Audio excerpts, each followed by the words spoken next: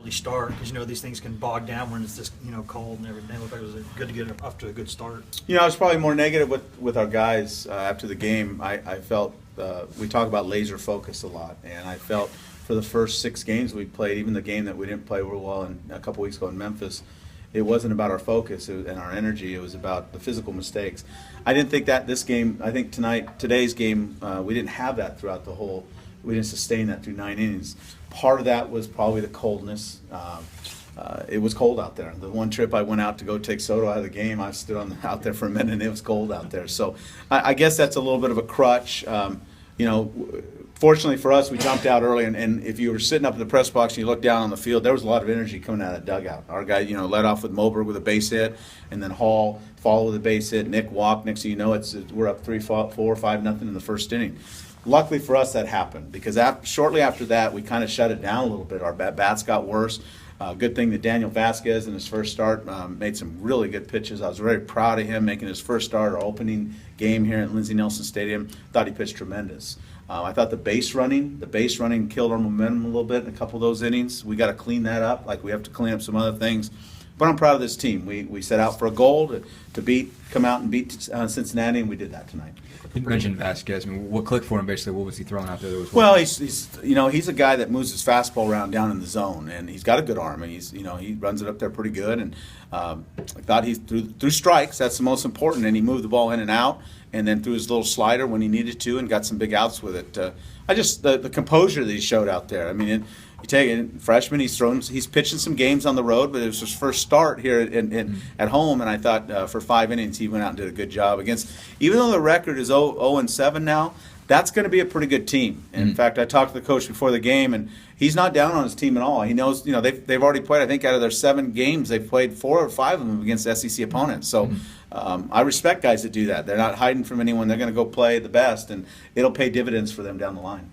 You talked about that first pitch of the 5th gives up the home run ball, then settles in immediately. Yeah, we were trying to jump ahead, and that guy's a good hitter, and he got into it, and then he ends up getting out of that, and he didn't get rattled at all. I kind of because the momentum was starting to switch a little bit. We had made some base running mistakes, and that guy runs into a baseball and hits it out, and then he calmed down and got out of the inning, and I thought he did a very, very nice job tonight for us. You talked about Jordan Rogers this week picking up RBIs like he's playing Pac-Man again.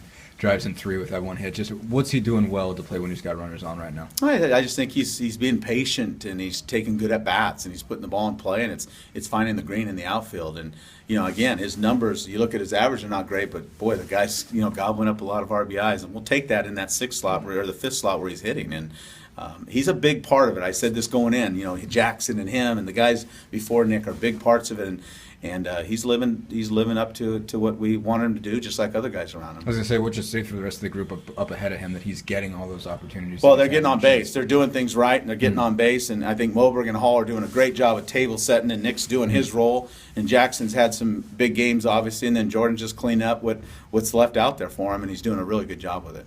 You talked about wanting to clean up the pitching and seeing the pitching improve. What did you see today? They only give up, I think, 5 hits and just 1 run. Well, the most important thing for me is we only walk 1 guy. And that's always going to be, I don't really care about how many hits we're giving up. It's about the command of the strike zone. We walked 1 guy tonight, and I think that's what set the tone for us. Because tonight had the capability of being a sloppy game because of how we were running the bases a little bit. But Daniel kept the momentum on our side with how much he was pounding the strike zone and throwing strikes and getting outs for us. So that's always going to be key for us is throwing strikes. And it wasn't just throwing strikes, he was throwing quality strikes, and that's what was so successful for him.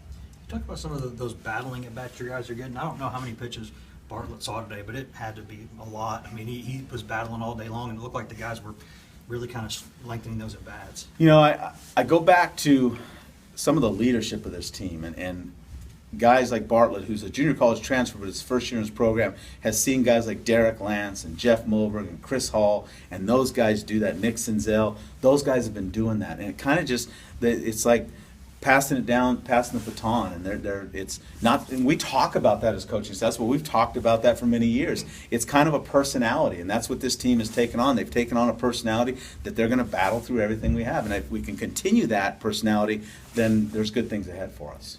How big is it for your starting lineup to be filled with just almost all seniors and juniors on the team? How big is that for leadership?